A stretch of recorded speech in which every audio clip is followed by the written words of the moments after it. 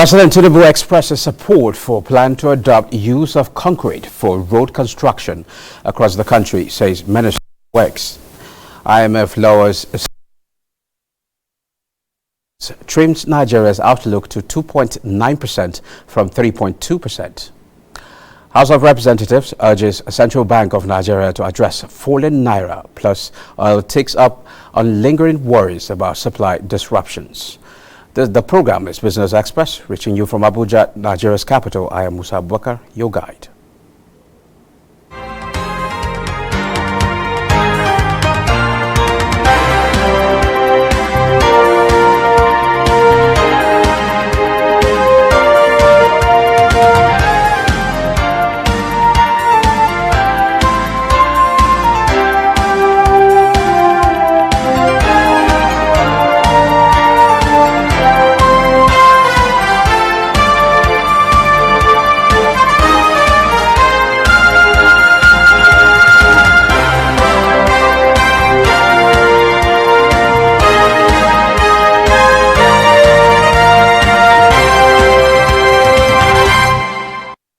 Now let's bring you up to speed with business development. President Bola Tinubu has expressed support for the adoption of concrete for construction of major federal roads across the country.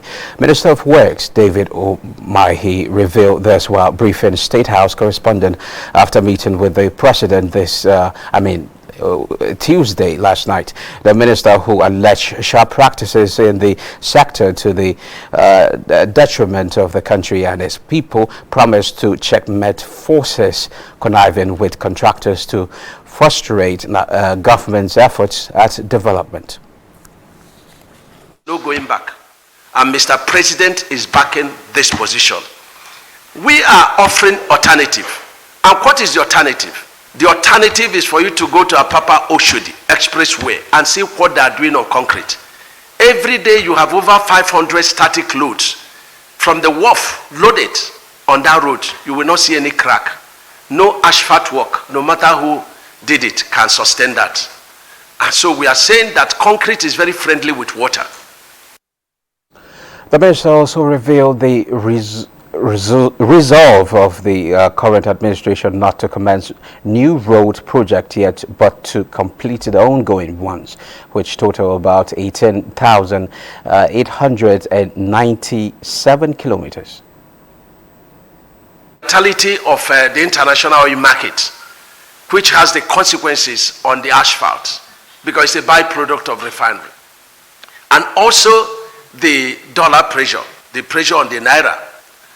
We are saying, if you are doing asphalt, please let us have a contract so that you will not vary the contract beyond 5%, which is what is allowed in the contract. State House correspondent Musbaut and Wahab reports that the minister seeks the support of Nigerians in ensuring that contractors do not shortchange the country with construction of substandard roads in the country. The House of Representatives has passed a resolution urging the Central Bank of Nigeria to urgently implement monetary policy adjustments to reclaim and stabilize the Naira from its free fall against the dollar. A sequel to a motion by Representative Ismaila Haruna Dabo, the House mandated its Committee on Banking Regulation to also investigate the use of US dollars and other foreign currencies as legal tender for domestic transactions in the country. The value of the Naira continues to lose value and depreciate against the dollar and other foreign currencies.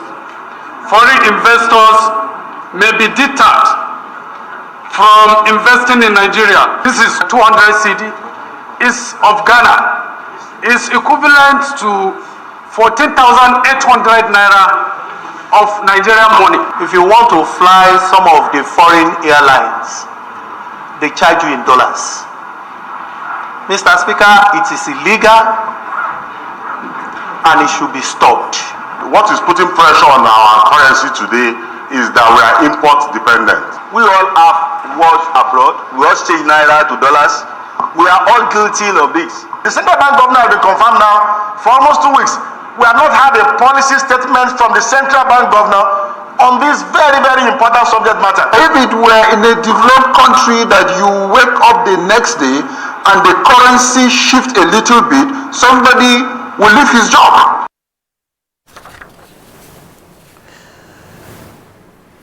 Naira on Tuesday fell to 1,010 Naira per dollar, or exchange for a dollar, following rising demand for the dollar on the parallel segment of the foreign exchange market. This represents 0.19% weaker than 1,008 Naira to a dollar exchange on Monday on the same market. Naira on Monday resumed depreciation against the dollar after exchanging steady for 4 trading days.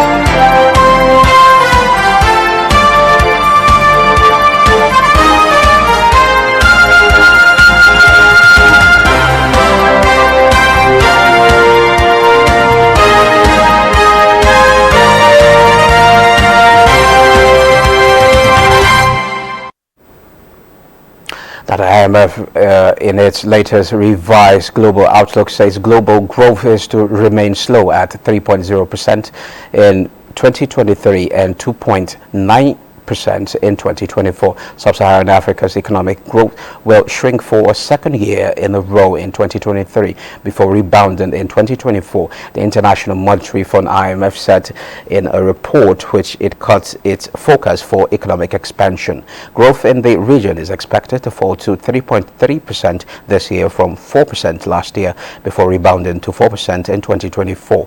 That is slightly lower than the IMF predicted in July, when it said Sub-Saharan Africa will grow 3.5% in 2023 and 4.1% in next year. The 2023 growth forecast for oil producer Angola was slashed from an April projection of 3.5% to 1.3%, while Nigeria was trimmed from 3.2% to 2.9%. South Africa, whose economy is hobbled by record power cuts, will grow just 0.9% this year. Organizations rule and distort international trade. Second, countries should safeguard the flow of critical minerals as well as that of agricultural commodities. Such green corridors would help reduce volatility, food insecurity, and accelerate the green transition. All countries should aim to limit geo-economic fragmentation that prevents joint progress towards a shared global prosperity. To collectively tackle poverty, speakers on job-rich growth answer to poverty at the sidelines of the World Bank and IMF meetings are exploring innovative policy solutions to drive economic development through job-rich growth. They were unanimous that good jobs are the surest way of addressing poverty, suggesting that firms must grow and overcome a complex set of challenges. This includes limited access to finance, lack of fair competition, weak rule of law, and regulatory barriers to create jobs. We launched an additional 50,000 jobs with companies, and we worked for something like 6 months with 130 companies and managed to recruit 50,000 people with, of course, some active labor incentives that we infused into the system.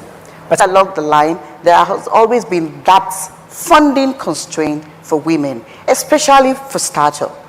So, along the line, I also had to step in and approve credit sales to those women so that they could also go and sell. We have 2 development pillars in our National Development Plan. The first one is human capital. So it means that not only Ministry of Education and Ministry of Health are responsible for human capital. Now, Nigeria is working with the United Nations and other stakeholders to ensure that the nation's food systems are more sustainable, inclusive and resilient. That is our focus on the program, and I have joining me is a national convener, UN Food Systems Transformation Pathways for Nigeria, Federal Ministry of Budget and National Planning, Faniran Sanjo. You're welcome to Business Express. Mr. Faniran Sanjo, you're welcome to Business Express. Yeah, thank you very much. Okay. I think well, let's start with the spring meetings in Morocco. The International Monetary Fund, IMF, and World Bank have pledged to focus more on Africa. Are we likely to see more support in food security and eradication of poverty? Me? Yeah.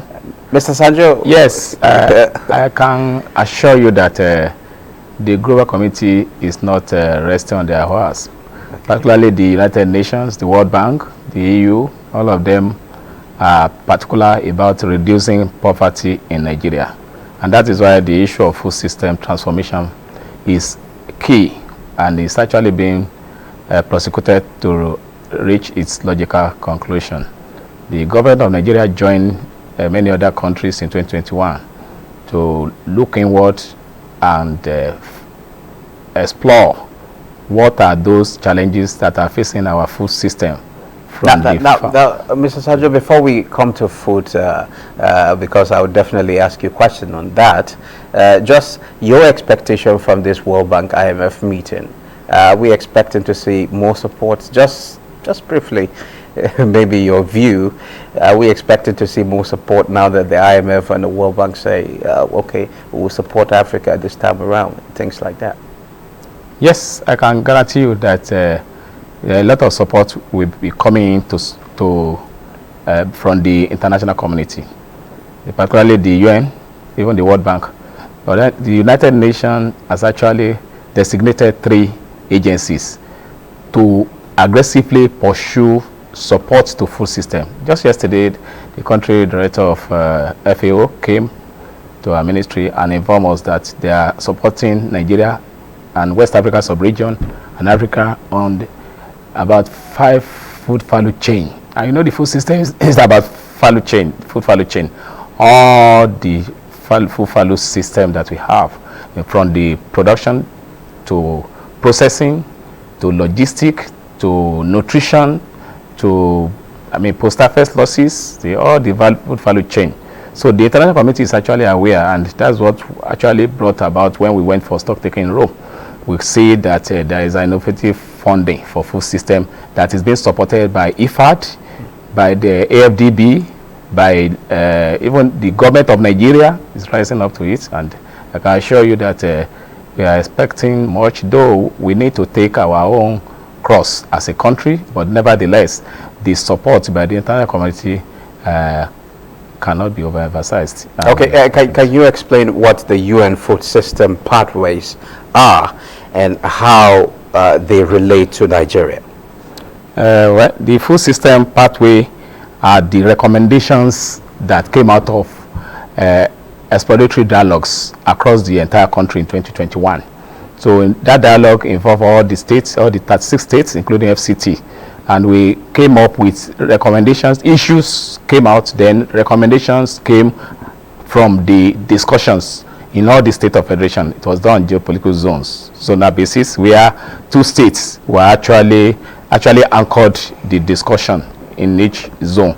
And we came out with 78 recommendations, which was presented to the UN Food System Summit by the immediate past President Muhammadu Buhari on September 2021.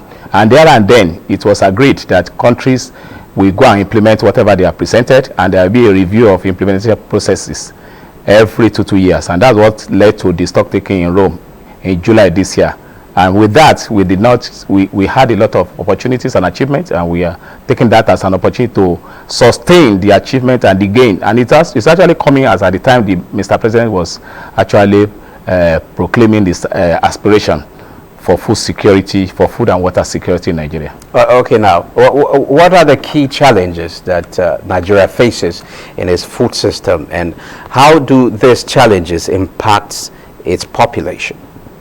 Well, it's obvious that the first thing is the issue of insecurity, which is actually being addressed. It will be addressed. It's still part of what we are putting in the implementation strategy. I mean, recommendation, I mean, suggestion for the government at the subnational levels, because the issue of food is actually at the states. It's not the federal government that I mean, a large number of population reside in all the states of federation and the local government. So the issue of insecurity is there, the issue of weather, then the nutrition.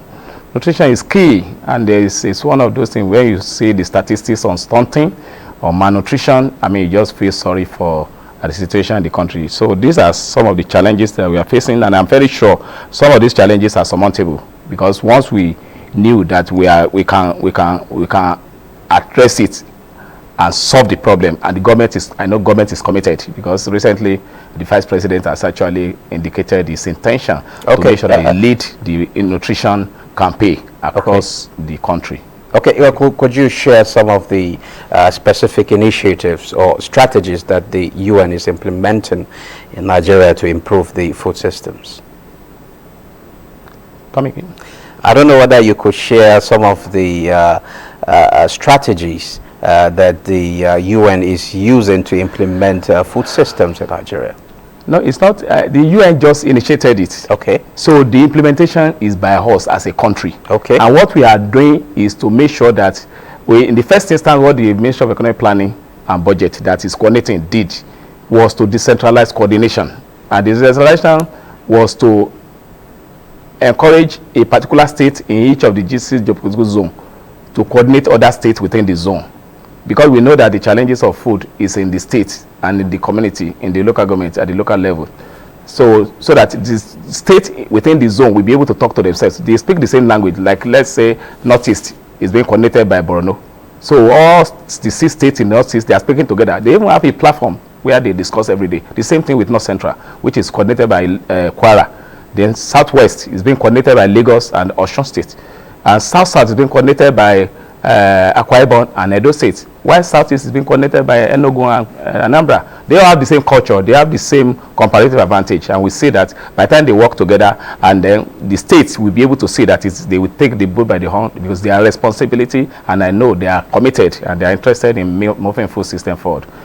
Okay, tell us about your partnership with the Nigerian government. How much impact has it yielded, and what should we expect with the new administration on board? From the government or from the... I mean, I thought recently there was a partnership with Ministry of Budget and National Planning. Was there any something like that? Yeah, the partnership... A colleague of ours covered that particular report. I mean, that particular event. Okay. The partnership with the minister. Okay, and you made mention of the vice president's commitment towards food systems. Yes. Tell us about it. Yes, ordinarily, food system also is much more tilted towards having healthy diets for healthy population, and that's where the issue of nutrition is key and germane.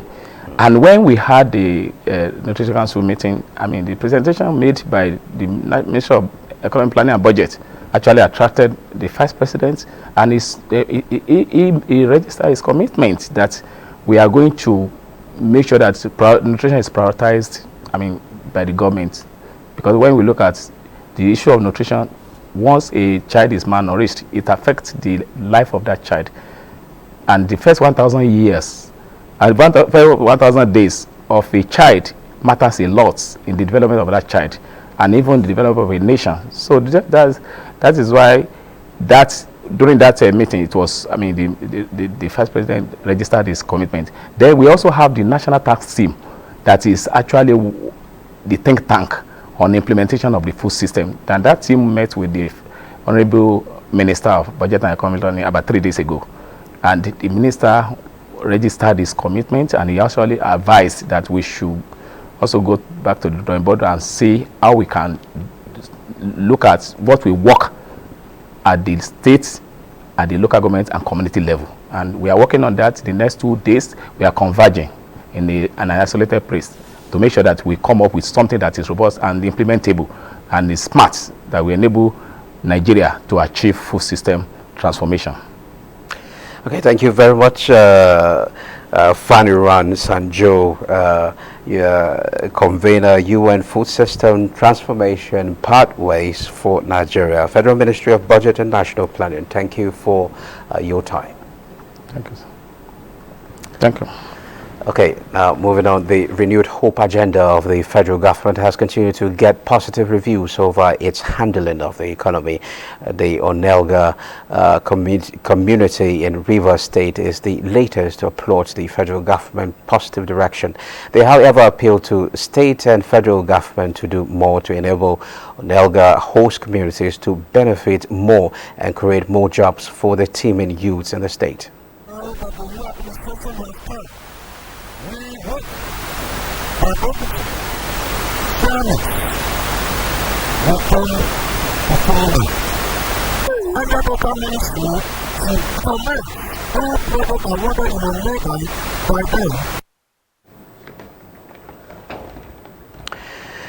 Now to commodities, gold firms as dollar dips on federal dovish chorus. Let's see how other commodities are trading.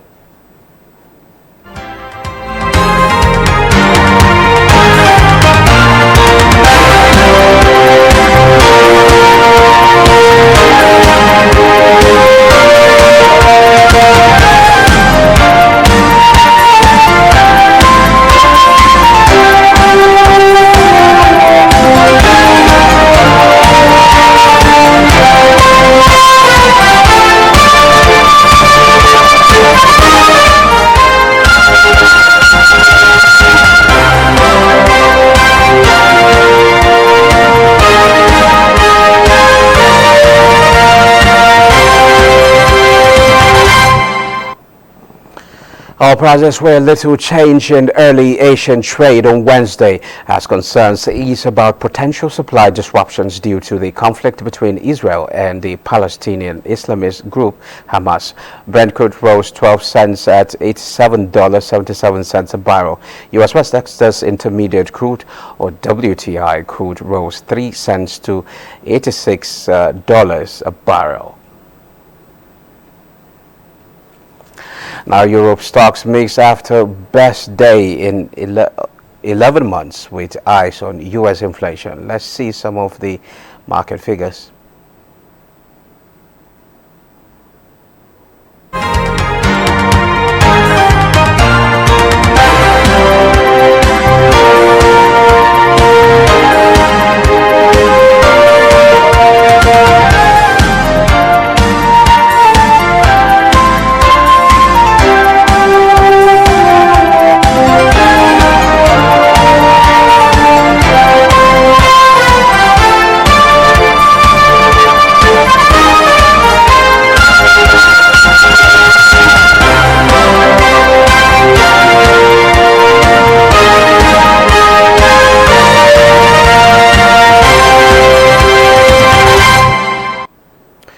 Critical stakeholders in the climate space and energy sectors in Africa are meeting in Abuja, Nigeria. They are deliberating on a broad roadmap towards achieving a greener future through a robust financing of the energy transition plans of government. Charles Alpha reports. This meeting is coming on the heels of the last African Climate Summit held in Nairobi, Kenya. The idea is to seek ways to add value to proclamations made on financing gas as a transition fuel, unlocking investment in renewable energy while mainstreaming climate justice of Africa's energy transition plans for a greener future. Africa is a different climate entirely.